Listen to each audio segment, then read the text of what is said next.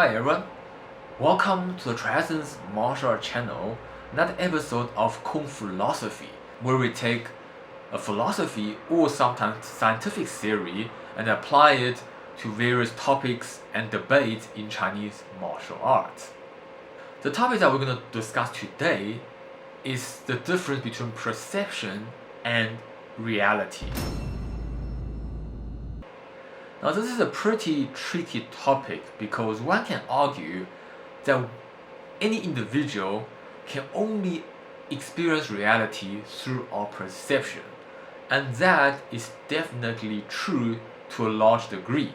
Basically, anything that you experience of this real world had to come through the lens of your perception. Basically, your perception is the mechanic that your brain and your mind uses to interact and make sense of the external world. However, our perception doesn't necessarily equal reality.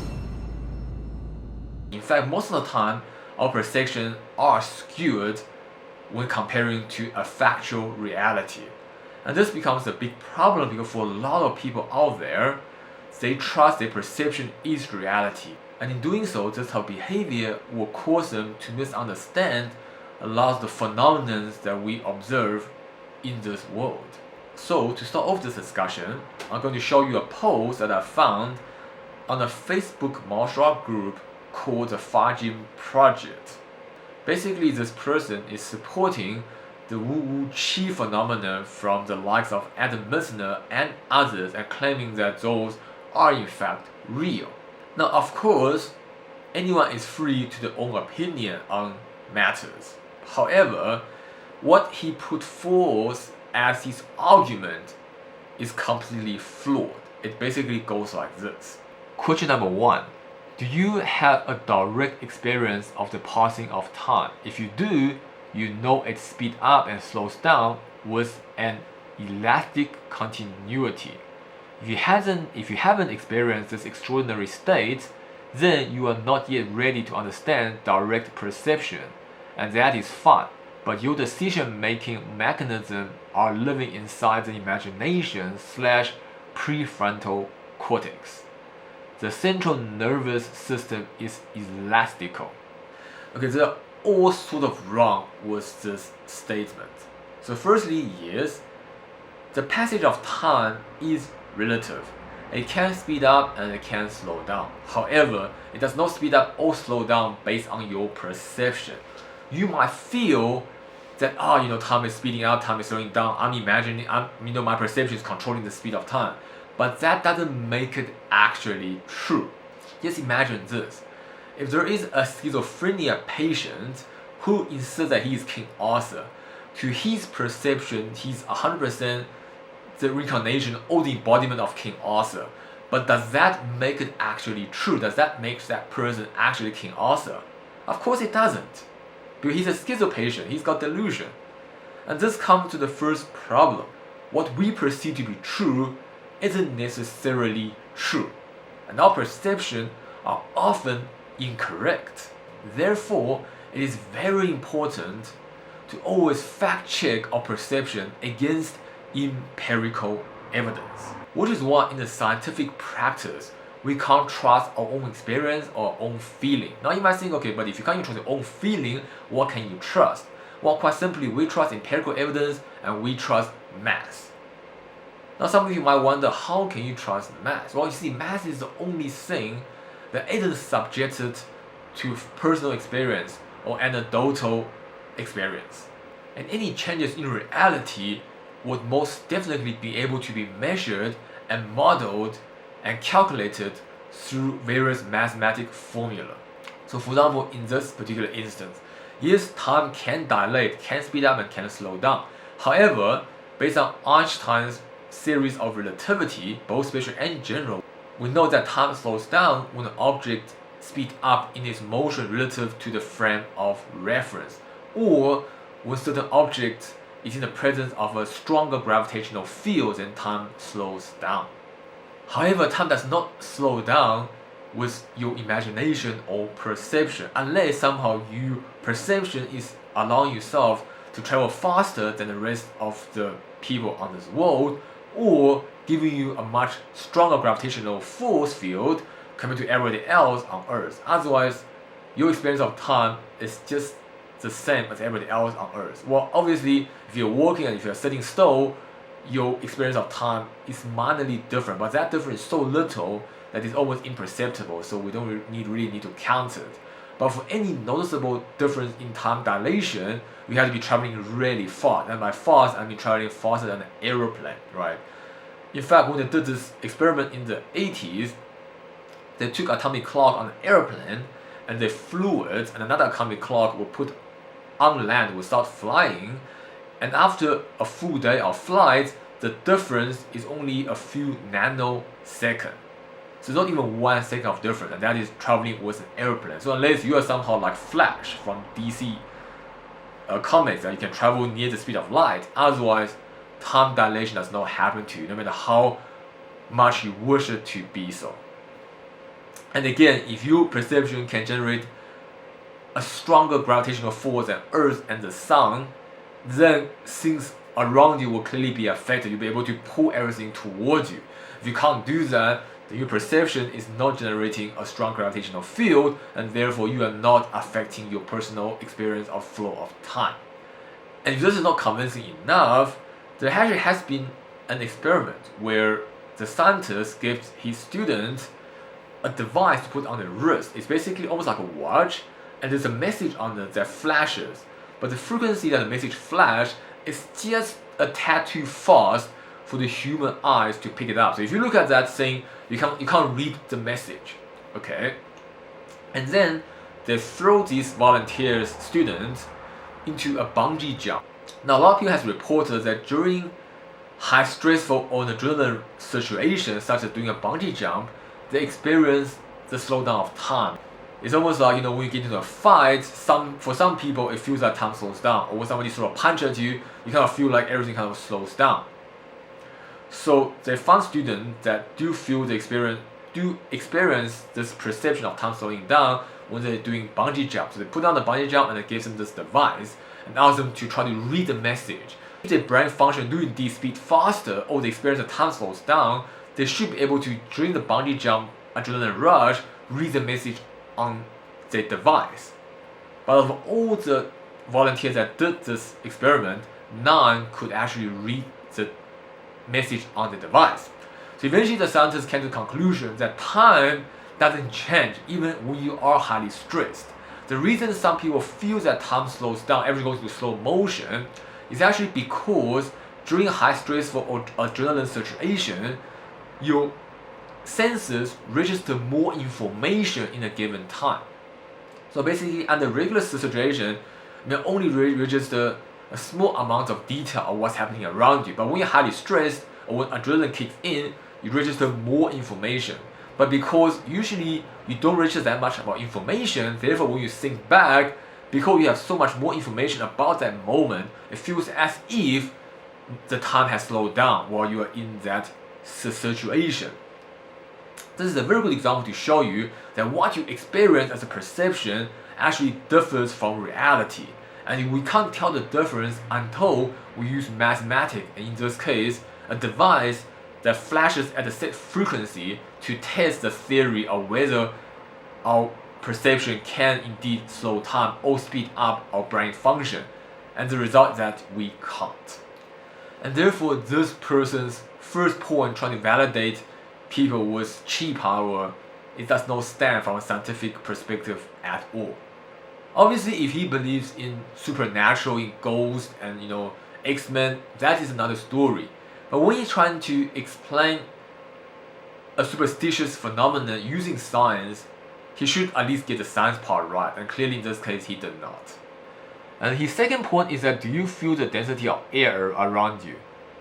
If you do not, that is fine, but your eye sense / prefrontal cortex has not yet submitted to the central channel, the sum of your visceral perception.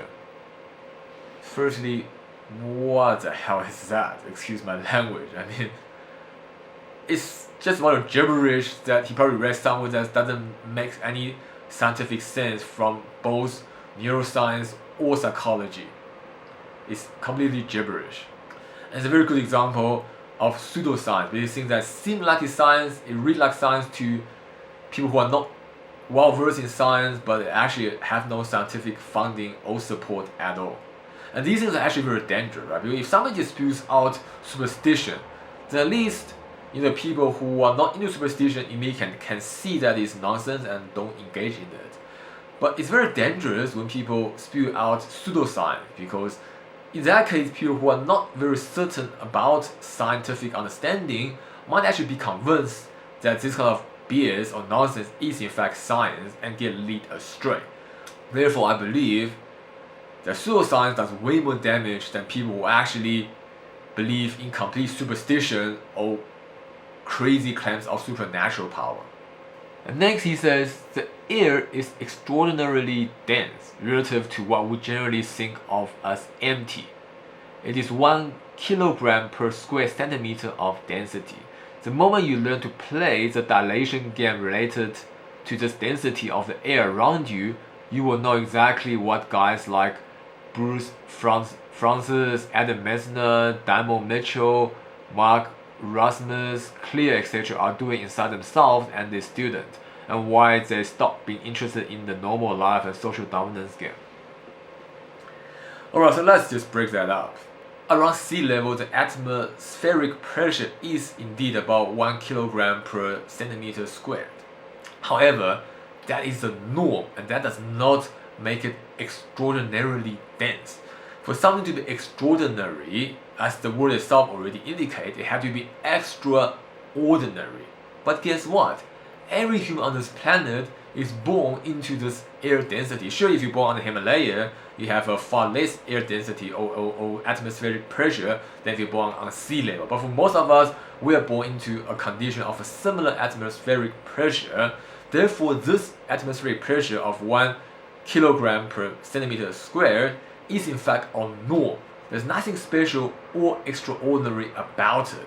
In fact, we don't actually know what it feels like to be in true vacuum unless you've been to space or have been living in a vacuum container. And for most of us, we haven't done that. So this is our norm. Therefore, we are born, we grew up, and we're totally used to this density, which is why we can't actually feel this density. Now, I know that you might think, okay, but if I really think about it, if I really imagine it, I can feel the thickness of the air. But here's the thing. That is your perception, your imagination, and your placebo effect. Because you imagine and you expect to feel the thickness of the air, therefore you are feeling it. And that actually makes it so. Empirically, if you haven't experienced what it's like to be in vacuum, you don't have the ability to compare between vacuum and regular atmospheric pressure, and therefore you can't empirically tell the difference or know the difference. So this is basically another example of how your perception may severely differ from reality. And later on in that paragraph, he basically suggesting that these chi masters basically, because they can experience this density, they can be pretty much manipulated and the dilation of time, and therefore that do the same in the students. Somehow, change the air pressure or atmospheric pressure in the student, and therefore they are falling left, right, and center, and be able to, fall off without them touching them, and all of that kind of stuff. Now again, this is completely baseless. If any of them can freely manipulate dilation of time or the density of air or the atmospheric pressure, then those kind of phenomena can be measured with scientific devices. And if they can do that, then this problem would have been settled decades ago. The problem here is that whatever they claim, they cannot empirically prove it. And it doesn't work on everyone. It only works on people who believe in it. It doesn't work on people who don't believe in it, which clearly show that it cannot be universal and it cannot be empirical. If you are interested in what actually causes these type of chi phenomenon to work on certain people while not on others, I've already made a video talking about the secret behind chi power. Check that out. In this video, I'm just going to basically talk about how your perception about something doesn't mean reality. It doesn't equal reality. What you feel like you're experiencing might not be what you are actually experiencing. Now, some of you might think, okay, wait a minute, but what about Yiquan, right? Because you all know that in Yiquan, you're supposed to do stance training and imagining swimming in air. You have to imagine the resistance of air all around your body when you're doing these movements. important to keep in mind is 印拳 is very clearly stated that you are imagining. It does not confuse visualization with reality.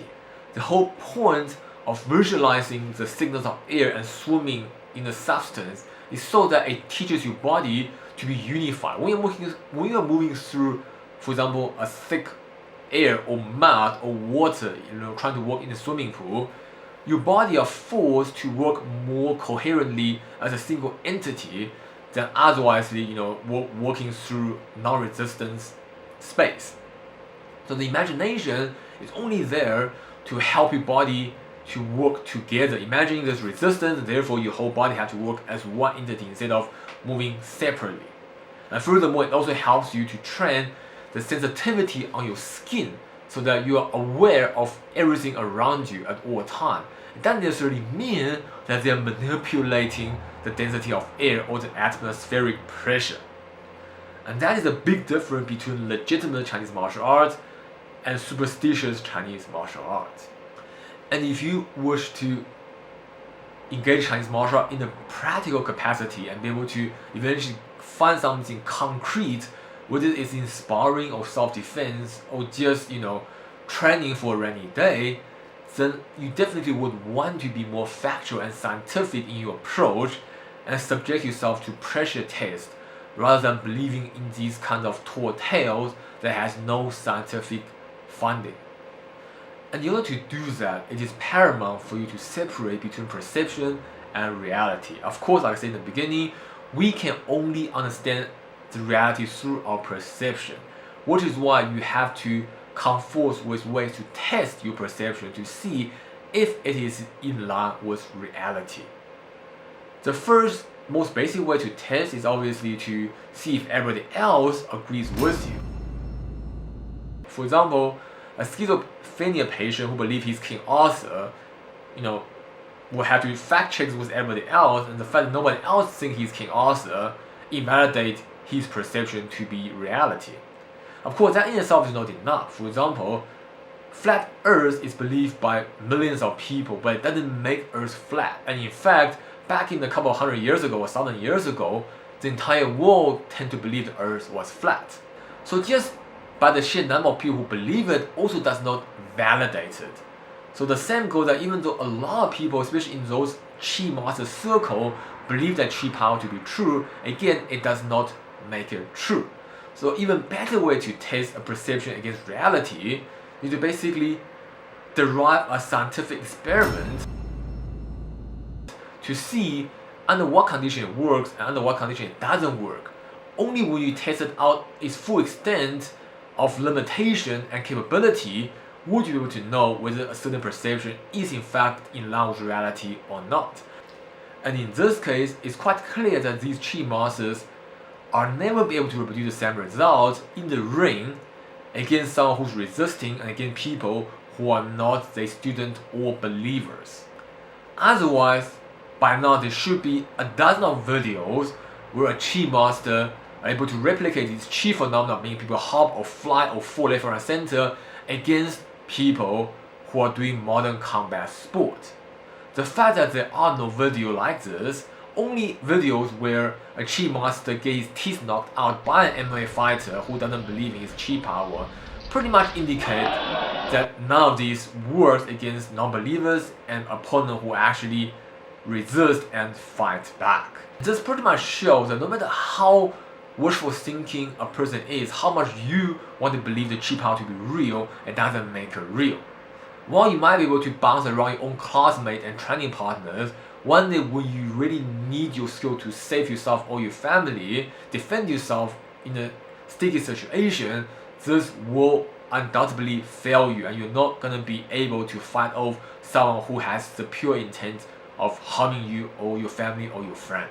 Which is why when it comes to something practical like martial arts, it is very important to pressure test and to take whatever you learn and see if you can fight someone with it. And the key thing here is that you can fight anyone. Of course, someone's better trained than you, he will kick your ass, but by fighting anyone, I mean fighting people who are not your students, who are not believers, who don't believe in what you do. If you can affect everyone in that regard without any trouble, then what you're learning is in line with practicality and reality. If what you believe you can do doesn't work on some people, then you probably have to double think on your approach and training to see whether it is in line with reality or just in your perception. Okay, I hope this video has made sense to you. If you find my videos interesting, do subscribe on my YouTube channel. If you can support me on my Patreon channel, that would be greatly appreciated. As always, a big shout out to all my Patreon supporters. Always feel free to message me with any question on current content or suggestions for future content. And if you're interested in understanding more on the scientific understanding of internal martial art, especially the 4 fundamental forces and how it's applied to internal martial arts such as Yi Quan and Wu Xing Tong Bei, then definitely do consider subscribing to my Patreon support channel. And I do have an Instagram channel, so I'm not asking for followers, but if you are interested in my involvement with Warrior and other life experiences outside of making martial art content, then you are welcome to check that out. But if your interest is solely in my content regarding Chinese martial arts, then definitely only follow and subscribe to my YouTube channel. I don't really talk much about martial art on my Instagram and other social media. But yeah, like I said, if you're interested in my private life and what I do outside of making martial art videos, then you can consider checking those out. And as always, stay safe, stay healthy. Thanks for watching TriEssence martial art channel, and I'll see you next time.